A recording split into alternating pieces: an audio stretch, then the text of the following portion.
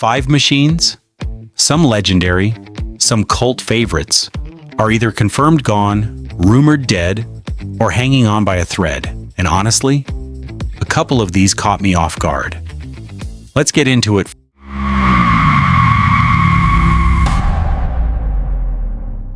First up, the Yamaha R6. Not a rumor. This one's confirmed.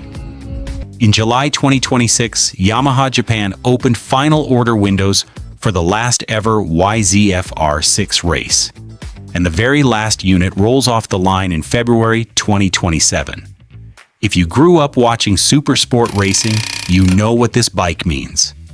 It's the end of an era for Yamaha's inline 4 600 class, the bike that a whole generation of track day riders cut their teeth on.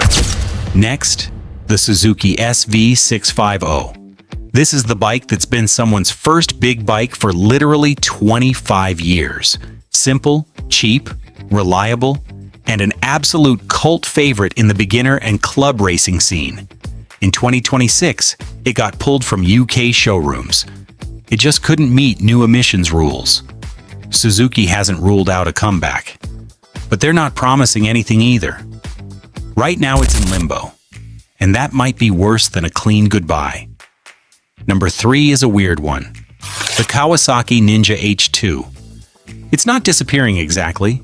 There's a 2027 update coming, but word on the street is the new H2 might actually be less powerful than the current one. For a bike whose entire identity is supercharged, absolutely unhinged hyperbike, detuning it kind of feels like the beginning of the end for the version we all know and love. Speaking of Yamaha, here's one that already happened, but it's still stinging. Since 2025, you literally cannot buy a road-legal YZF-R1 in Europe. Emissions regulations, specifically something called Euro 5 Plus, killed it as a street bike. It still exists for track use, but the R1 as a bike you can ride to work?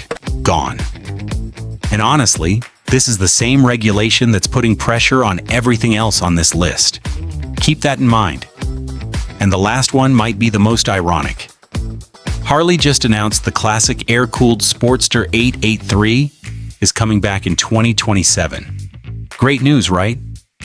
Except nobody's talking about what happens to the current Sportster S, the liquid-cooled Revolution Max version that replaced the classic Sportster back in 2022.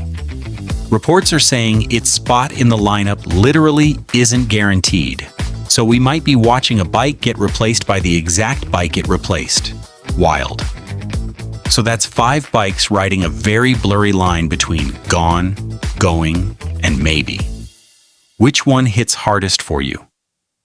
Drop it in the comments.